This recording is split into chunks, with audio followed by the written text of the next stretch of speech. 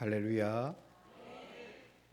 우리 옆에 있는 분들과 인사합니다. 사랑합니다. 축복합니다.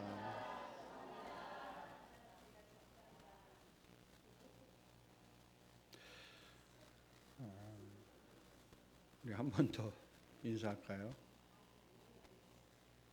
우리 하나님의 말씀을 순종하며 삽시다.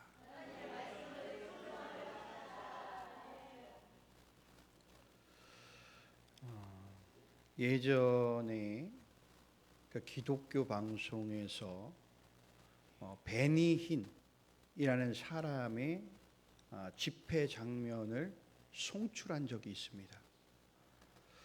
그리고 이 사람이 쓴 책도 기독교 서점에서 베스트셀러가 돼서 많은 사람들에게 팔렸어요. 근데 이 사람은 전형적인 은사주의자고 신비주의자입니다. 한국 교회는 최근에 이르기까지만 해도 이 신비주의적 성령 운동을 이단으로 정하고 있습니다. 베니힌이 집회에서 사람들 머리에 이렇게 손을 대면 막 사람들이 넘어지는 그런 현상들이 있어요. 이런 것은 전형적인 빈야드 운동이라고 말합니다. 하지만 이런 사람이 기독교 방송에 나오게 되고 또 그의 책이 수없이 팔리고 있는 것이 오늘날 한국 교회의 현 주소다라는 겁니다. 이런 종류를 우리가 소위 영적이라고 말하는 사람들이 있지만 복음주의를 지향하는 우리 기독교와는 다릅니다.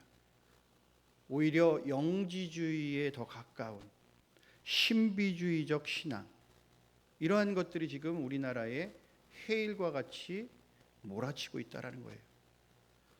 이런 비성경적인 조류 중 최근 많은 사람들에게 각광을 받았던 것이 있어요. 이게 뭐냐면 가계에 흐르는 저주. 그래서 이 가계에 흐르는 저주를 끊어야 된다.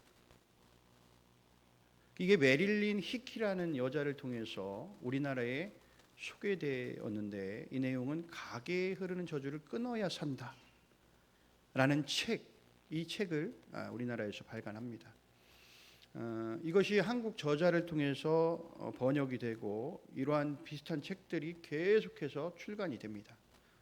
그리고 현재는 이와 유사한 책들이 더 많은 몇 권의 책들이 계속 나오고 있는 상태죠.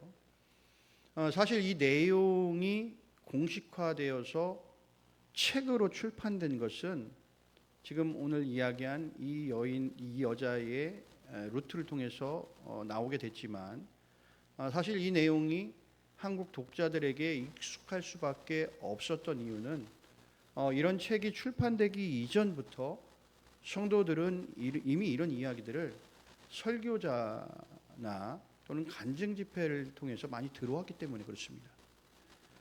저 또한 이미 20년 전에 이런 이야기를 들어왔어요.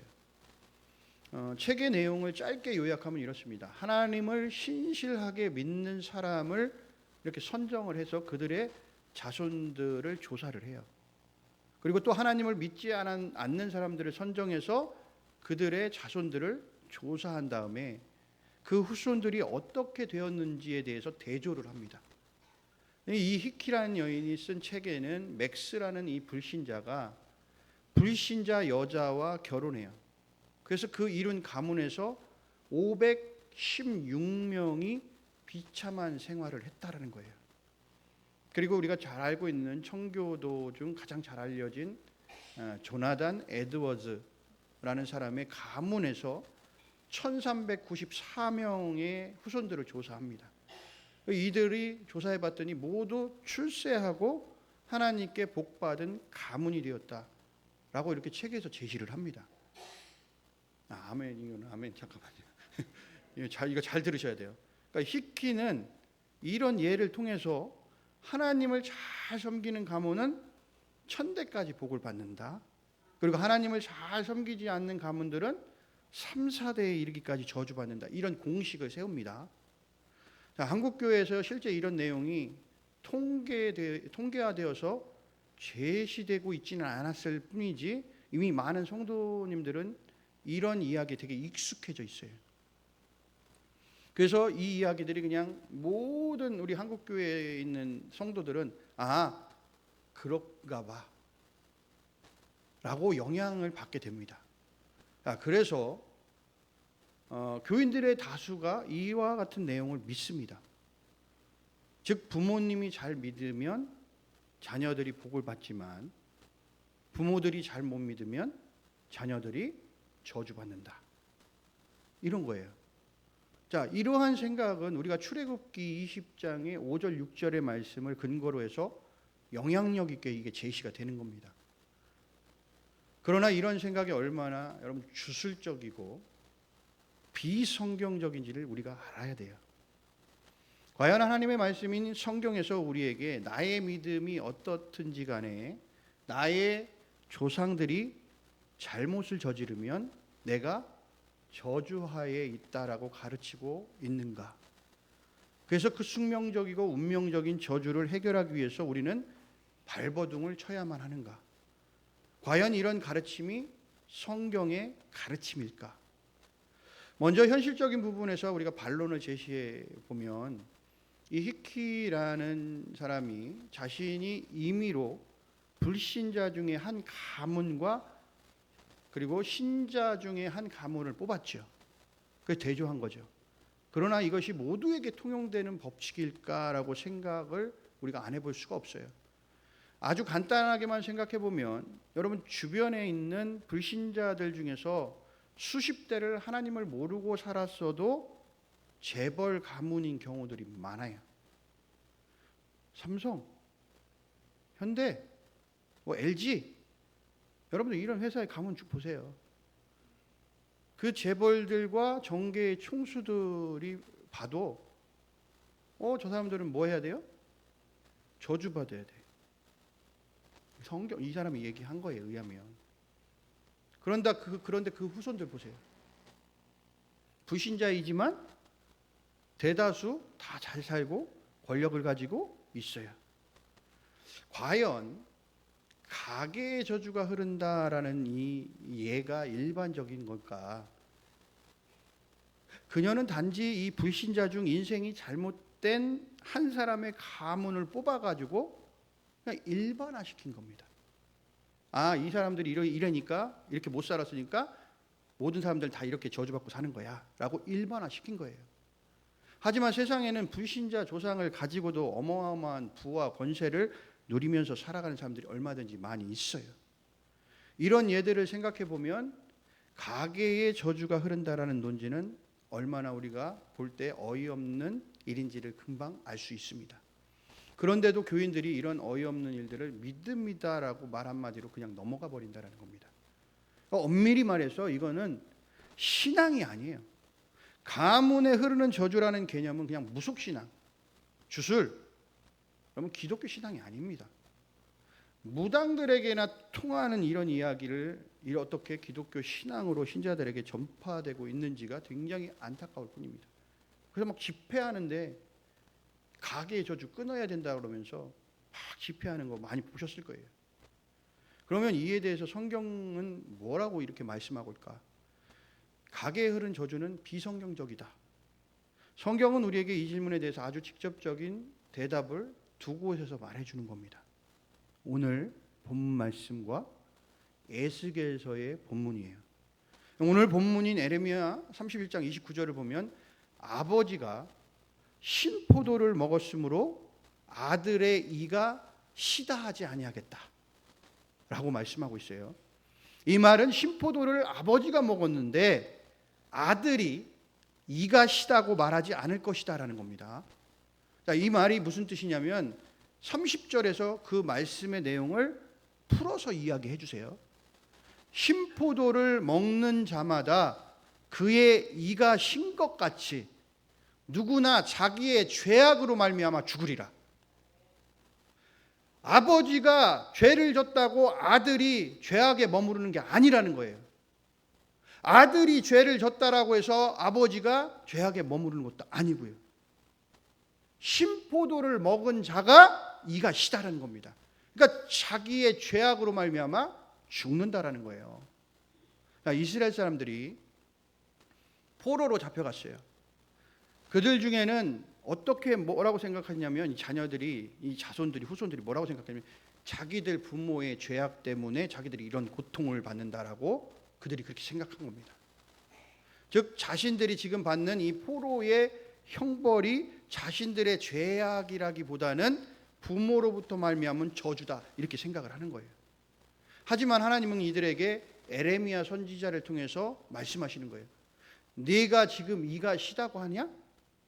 그러면 네 이가 신 것은 아비가 신포도를 먹었기 때문이 아니라 신포도를 먹은 그 사람의 이가 시리듯이 사람은 각각 자기의 죄악으로 말미암아 죽는 거야 라고 말씀하시는 거예요. 하나님의 말씀은 너희가 포로로 끌려간 것은 부모들의 죄악 때문에 포로로 끌려간 것이 아니야. 하나님께서는 그들에게 이야기하시기를 내 자신의 죄악 때문에 형벌을 받고 있는 거야 라고 말씀하고 있는 겁니다. 결국 그들이 하나님께 징계를 받는 이유는 부모들로 인한, 자신들은 전혀 모르는 어쩔 수 없는 어떤 운명론적인 저주가 아니라 자신들이 하나님을 미워하고 하나님을 대적하고 하나님 말씀에 순종하지 않았기 때문에, 그래서 하나님 말씀에 서 있지 않았기 때문에 너희들이 그렇게 지금 어려움을 당하고 형벌받는 거야 라고 말씀하고 있는 거예요. 에스겔 18장에서도 마찬가지로 똑같은 의미에서 말씀하세요. 에스겔 선지자에게 하나님의 말씀이 임해요.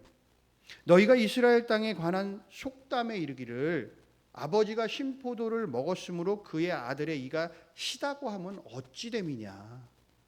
아버지의 영혼이 내게, 그러니까 하나님께 속함같이 그의 아들의 영혼도 하나님께 속하여 있다.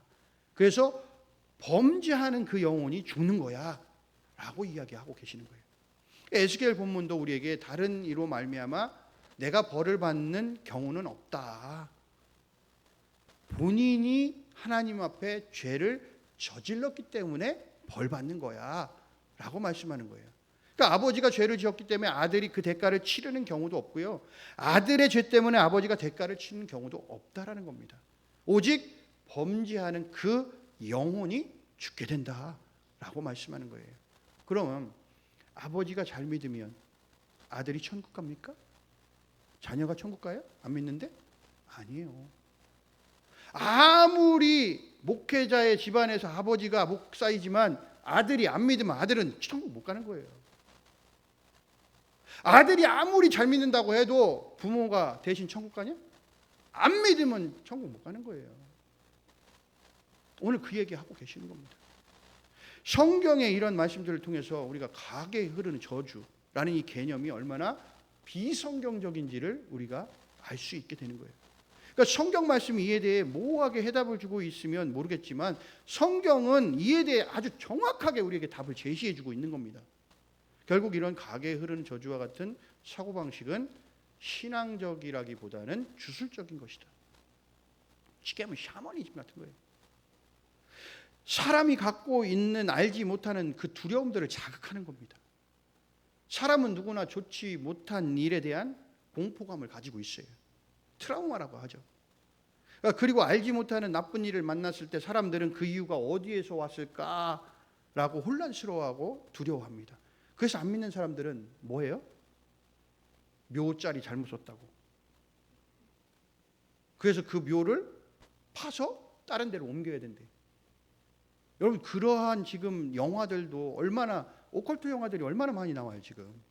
근데 그런 영화들이 우리에게 영적으로 안 좋은 영향력을 엄청나게 미치거든요. 그때 뭐라고 얘기합니까? 사람들은, 자녀들이, 야 우리 집이 잘 안 돼, 막 뭐가 이상해, 하느님마다 안 돼. 야, 묘자리 잘못 썼어. 다 조상들의 뭐야? 죄 때문에. 야 그래서 뭐가 잘못된 거야. 뭔가 이렇게 이야기하면 말에 설득력이 있는 것처럼 들려요. 그런데 이것은 주술이에요. 주술. 다 성경적이지 않다라는 겁니다. 여러분들 이사 갈 때 있어요? 여기도? 여기는 뭐 이사 갈 일이 없죠? 손 없는 날. 그 손 없는 날이 무슨 날이에요? 손이 뭐예요? 손 없다는 게? 귀신. 그 귀신 얘기하는 거잖아요. 세상 사람들은 그거 얘기하거든요. 그런 날 피해서 이사해야 된다고. 그런 게 어딨어. 저는 이사를 엄청나게 다녔거든요. 한 15번, 16번 이상 다녀봤거든요, 이사. 한 번도 그런 적이 없어. 무슨 소름 날이 어딨어요. 이삿짐 센터하고 맞으면 가는 거지. 날짜 잡아서. 여러분, 그러면 우리가 이런 이야기 속에서 아직 해결되지 않는 의문이 있어요. 어떤 의문이냐면 우리가 아까 얘기했던 출애굽기 20장 5절부터 6절 말씀이거든요. 하나님이 하나님을 미워하는 자의 죄를 3, 4대까지 갚을 거다. 그리고 하나님을 사랑하는 자에게는 1000대까지 은혜를 베풀 거다. 라는 이 말씀이 그런 거 안 맞잖아요. 이 말씀으로 우리가 해석해 보면 사람들은 이 말씀 문자적으로 보면 이거 가게 흐르는 거 아니야?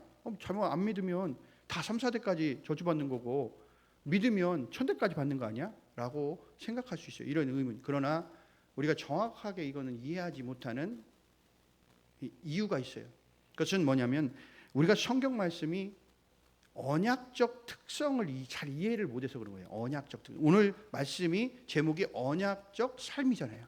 이 언약적 특성을 우리가 잘 이해하지 못하기 때문에 그렇습니다. 그러니까 언약의 특성을 이해하지 못하다 보니까 이 문장을 그냥 문자적으로 그냥 해석해 버리는 겁니다. 그래서 문자 그대로 실현될 것이라고 우리가 이해하는 거예요. 하지만 이 문제는 언약의 성격을 이해하면 그냥 자연스럽게 해결됩니다. 문제가.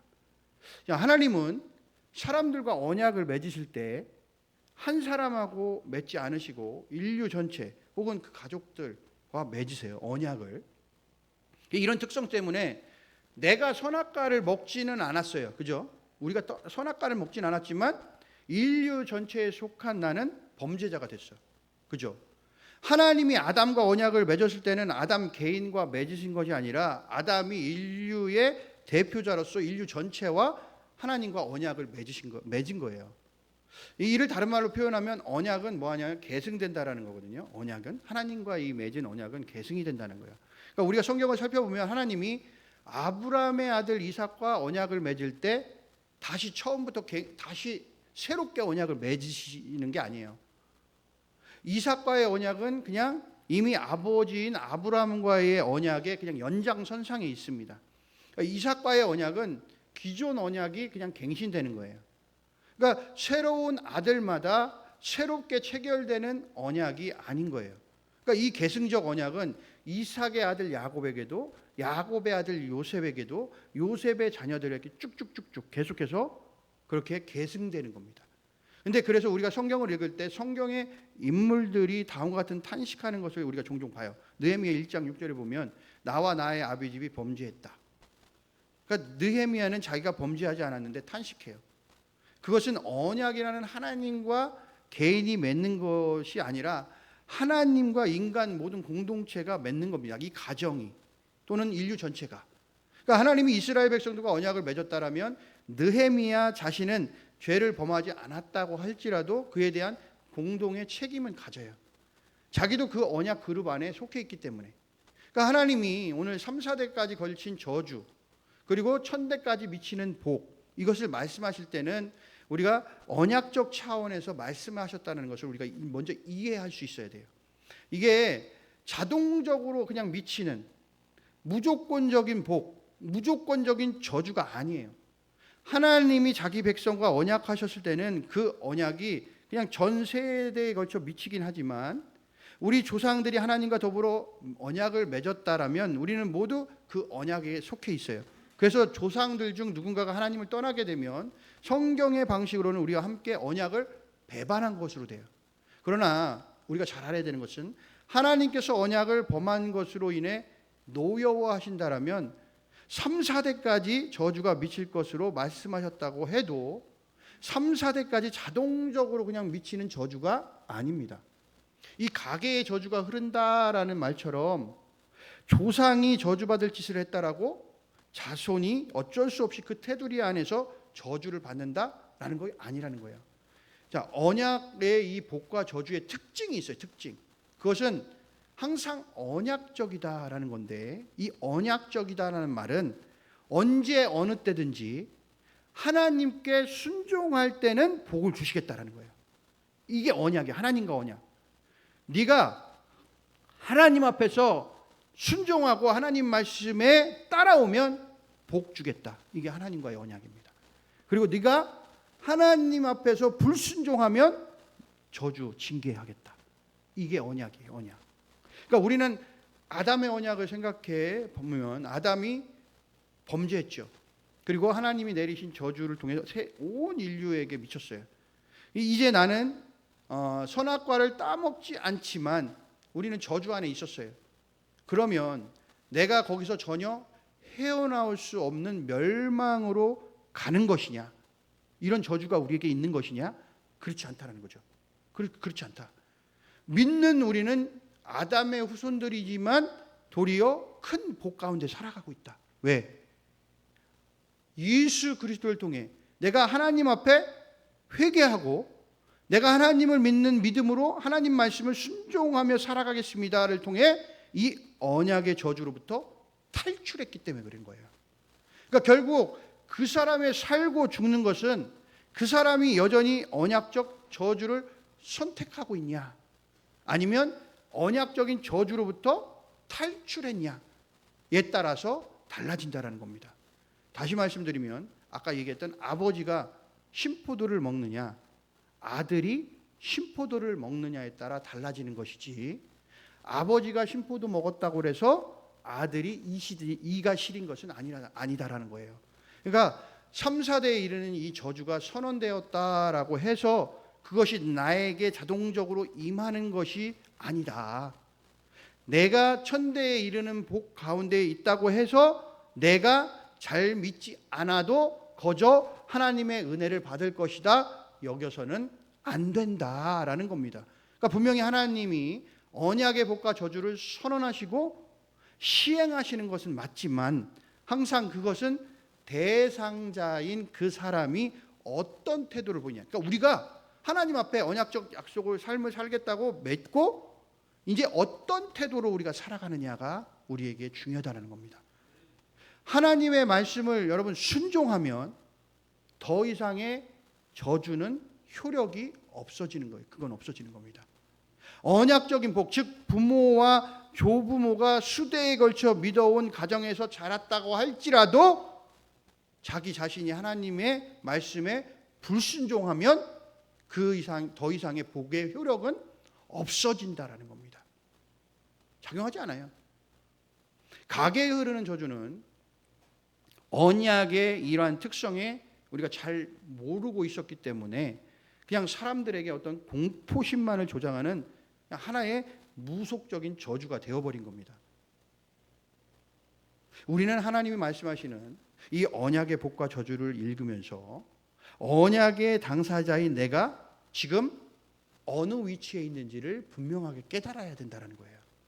내가 지금 하나님의 말씀에 순종하는가? 우리 아버지가 잘 믿어서 지금까지 신앙 계승해 왔는데 나는 그럼 어떠냐? 나는 정말 그 신앙을 이어서 계속해서 하나님의 말씀 가운데 서서 있냐? 그러면 그것이 뭐예요? 하나님과 맺은 언약 천대까지 이르는 복이 계속 임하는 거고, 내가 만약에 하나님을 우리 아버지 잘 믿어, 할아버지도 잘 믿으시고 아버지도 잘 믿고 쭉쭉쭉 잘 믿어. 근데 나는 안 믿어. 나는 하나님 말씀에 불순종해. 그러면 그 복은 거기서 끊어지는 겁니다. 이런 거예요, 이게. 그렇기 때문에 뭐 가게 위에서 복 믿으니까 여기는 안 믿으면은 안 믿어도 다 계속 천대까지 복 받고, 여기서 위에서 안 믿었기 때문에 밑에 있는 사람들이 다 자손들까지 저주받고, 이게 아니에요. 믿으면 하나님의 말씀에 순종하고 예수 그리스도를 믿으면 다시금 복의 효력이 나타나는 거고, 안 믿으면 잘 믿었다 할지라도 안 믿으면 거기서 그 복은 끊어진다라는 겁니다. 그 말씀을 오늘 하고 계시는 거예요. 자, 우리가 분명한 것은 내 위치에서 하나님의 말씀에 내가 순종하며 하나님 앞에서 최대 신실한 삶을 내가 살아가고 있냐. 여러분, 이것을 스스로 돌아봐야 된다. 내가 오늘 예배 드리면서 오늘도 이 예배 드리는 순간 정말 나의 몸을 하나님 앞에 드리는 거룩한 산제물로 예배를 드리고 있냐? 아니면 그냥 대충 그냥 와서 그냥 몸만 어쩔 수 없이 안 하면 뭔가 꺼림직하니까. 여러분, 그거는 하나님이 원하시지 않는다. 내가 정말 하나님이 복 받기를 원하면 여러분들 이 자리를 여러분들이 감사하고, 여러분들 오늘도 하나님이 내게 주실 은혜를 사모하고, 오늘도 하나님을 만나서 여러분들 내가 하나님 말씀에 서 있겠습니다 라고 결단할 수 있어야 돼요. 그리고 그 말씀대로 살아가는 믿음이 내게 있기를 원합니다. 하나님 나와 함께 해주시고 내가 가는 그 길 위에서 하나님이 늘 나를 인도해 주옵소서. 여러분이 크게 돼야 돼요. 그래야 여러분들 하나님이 주시는 은혜와 복이 계속 연결이 되어 가는 겁니다. 근데 나는 왔는데 벌써 이미 생각은 다른 곳에 가 있고, 하나님 앞에 예배드리는 이 순간이 정말 하나님과 만나는 순간이 되어야 되는데 이미 세상적인 생각들로 내 안에 가득 차 있다라면 여러분들 의미가 없어. 의미가 정말로 내가 여기에 와서 하나님께 예배 드린다면 이 예배가 하나님이 받으시는 예배, 하나님이 이 예배를 통해서 그래 너 정말 나에게 너 자신을 예배를 나를 드리고 있구나 라는 영과 진리로 드려지는 예배, 이 예배가 하나님께 올려지는 그 순간 여러분들은 그 복을 계속해서 이어가게 된다라는 것입니다.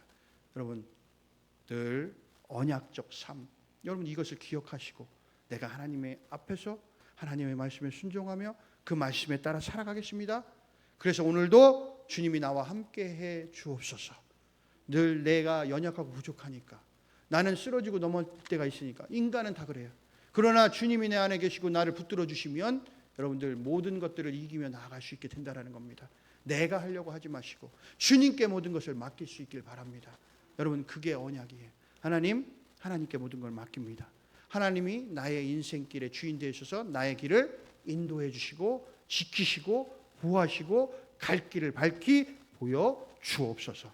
여러분 이 믿음으로 살아간다면 여러분들 천대 만대 영원히 여러분 하나님 앞에 은혜와 복을 누리며 살아갈 수 있게 될 줄로 믿습니다. 이와 같은 믿음으로 살아가는 귀한 저와 여러분이 되기를 주님의 이름으로 간절히 소원합니다.